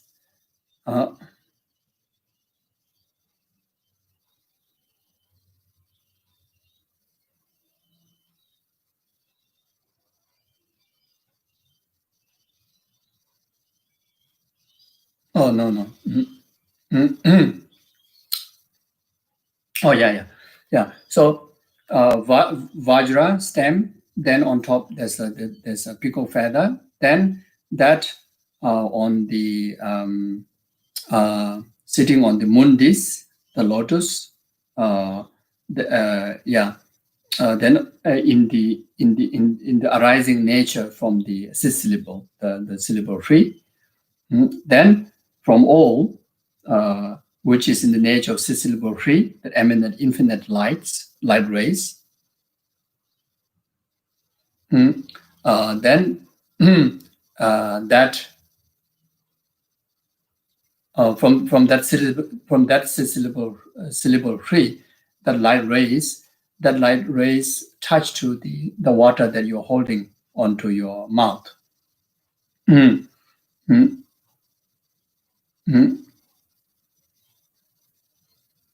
Yeah.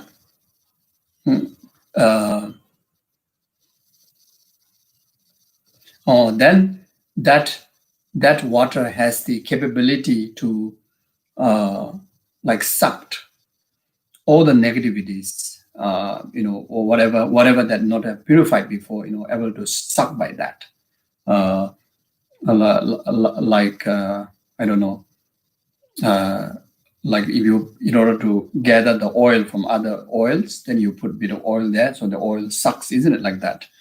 So that water is able to draw or suck all the remaining, the negativities or the stains. And that time, try to feel in the visualization, the so intense, so concentrated that, it really feel that whatever sickness is really like kind of sucking onto that water that on your mouth, like that. Especially if you're doing this healing for some sicknesses, then negativity is of course in the form of like dark color, blood and pus, etc. So all this, in different forms, like dark, smoky, bloody, spurs, like that. So the sicknesses or the negativities, in the form that dissolving, sucked by this water in your mouth.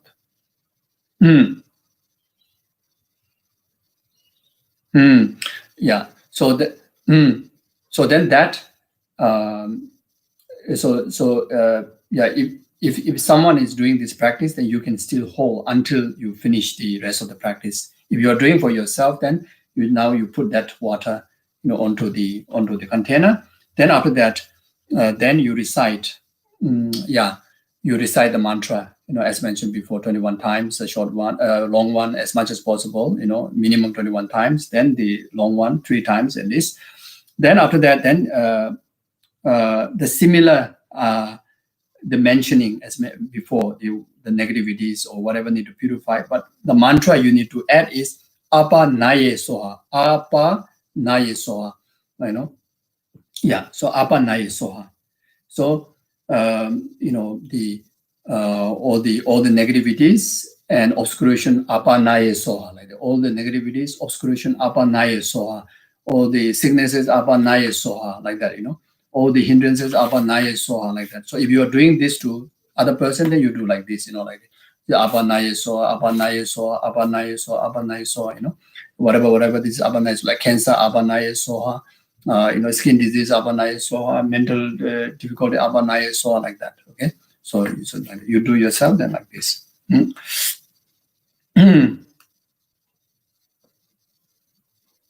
So so when you do that, then your own negativities purified. If you do this to environment, then you just do like this.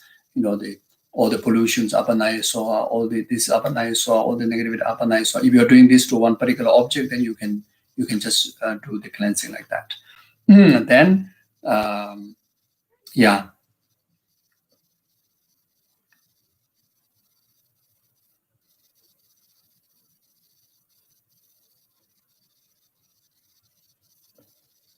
So while doing this, if you're doing this practice for someone, then now you visualize you are the master who performing this, then all the negativities, all the sicknesses, like kind of drawing into the water in the mouth.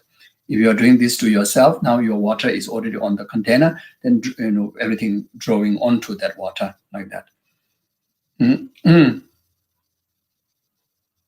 So then after that, then you visualize at the end, you continue to recite. So after you have done that, apanaye so, at the end, then you can continue to recite some mantra, the same mantra, Singhanada mantra. Then the negativities, the obstacles, with that liquid water, now you throw into the container, then you throw away or pour away to the western direction, like where the sun go down, so that all the negativity just kind of dissolve into empty, or they went off like that. That until that you send off beyond returnable, unreachable, like that, or completely purified like that. Then in this time you can also meditate on purifying those negativities and sicknesses into completely dissolving into empty, purifying into empty. You can also meditate like that. So if you are doing this for someone, then if you have some ritual assistant, then that person, now you bring that water outside, throw away like that.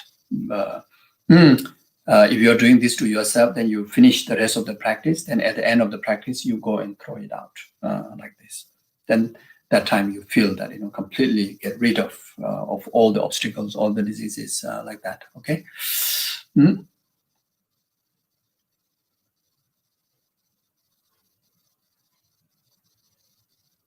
So now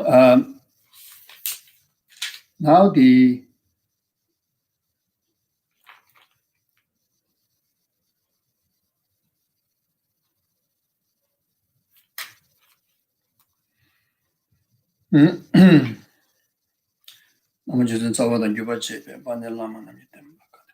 so then now is the the creation of the protection wheel. So then you visualize by the power of by the power of the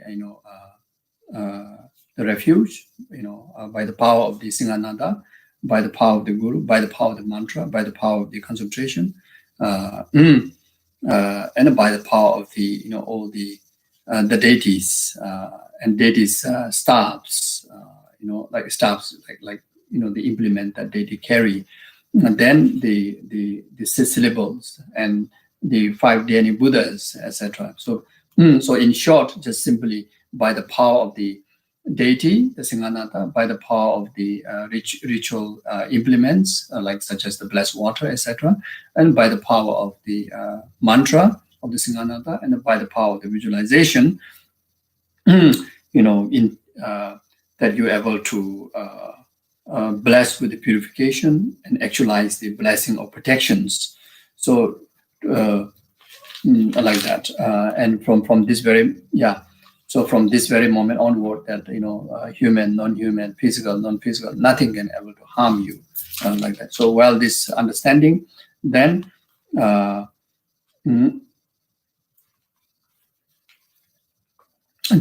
you feel the those you have visualized the front generation. Then the front generation, feel the absorption onto you.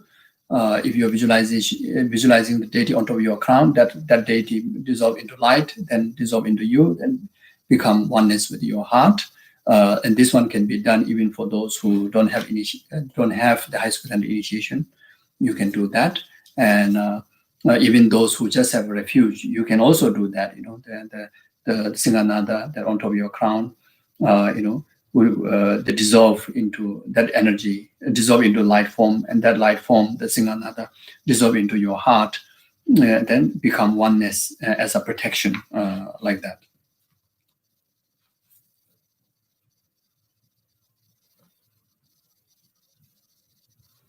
Okay, so then use the Vajra. Now use the Vajra protection like that. So whatever negativities that we mentioned before, mention that, and at the end, then it's like you gain, you have protection for this kind of obstacles like that. So to able to mention that, then you attach this mantra, Rakya Rakya. So you, of course, you recite the mantra again. You recite the mantra, the number as mentioned before. Then after that, then Tipada Tipatamche Rakya Rakya. Tipada Tipatamche Rakya Rakya, like this, negativities and the obscurations, Rakya Rakya. Then sicknesses, Rakya Rakya. Whatever spirit obstacle, Rakya Rakya. If someone is experiencing sickness like cancer, so cancer, you are, from cancer, Rakya Rakya. It's you got the protection like that. So if you are doing to yourself, then you just do like this, Rakya Rakya. You can either just do on the crown, or you do on the crown, and as mentioned before, in the heart, and the right and left shoulder, and the two knee, and the two at the back. You can touch the Vajra like that. Okay, so otherwise you can just simply also you can just touch at the crown, or the forehead, the throat, and the heart. You can also do that, or you just simply touch on the crown like that, or you can touch like a cross Vajra like this, Rakya Rakya.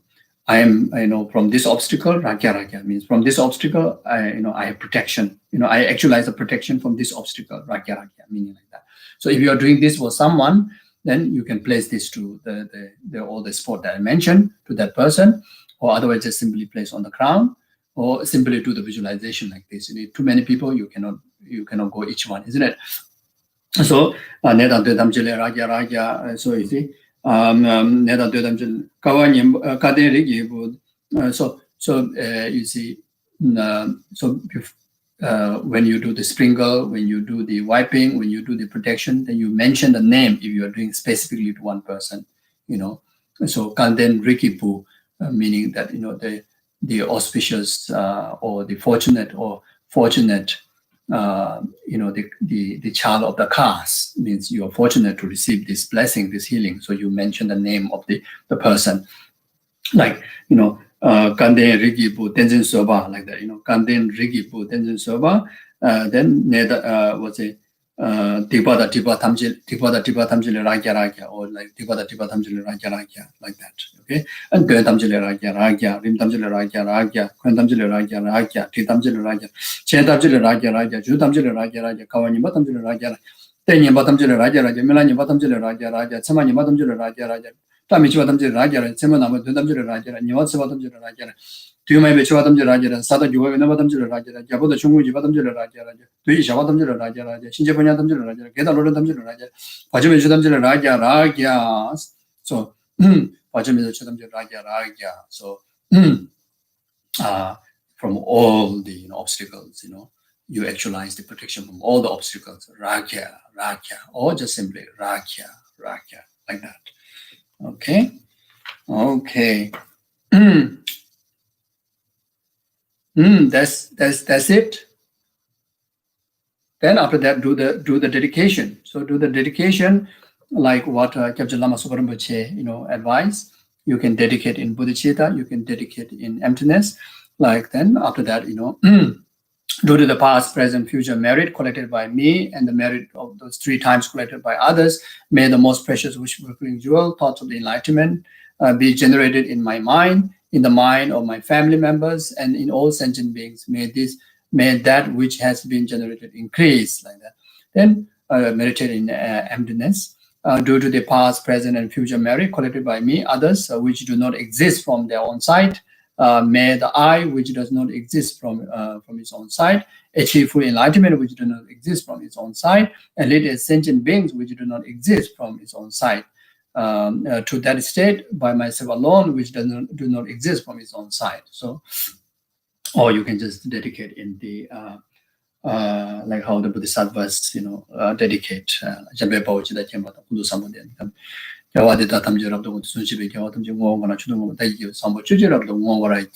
like what Shantideva dedicates, like that. You can do dedication like that. Okay, so roughly complete. So this is it. Okay, so I didn't go through the visualization of the deity, so which you can just refer to the the description of the deity, and already roughly mentioned, all these descriptions, significant of the legend, how it came about, so like that. Okay, so yep. So just to sum up, you need to ritual implement, whatever possible, at least the water for this practice. Then then the mantra, the recitation of mantra correctly and as much as possible. Then the samadhi, or the concentration on the visualization of the deity. Then after that, then you bless the vase. Then after that, do the purification of yourself and others and all the environments and whatever you need to purify through sprinkling the vase water. Then after that, then if there's in case any remain, then use the wiping the water, wiping by the what do you call the pico feather. Then after that, then creating the protection wheel, the vajra, like that. Then dedication. Okay. Yeah. Okay. Then you remember these 3 different what do you call the mantra that to be attached to the 3 activities.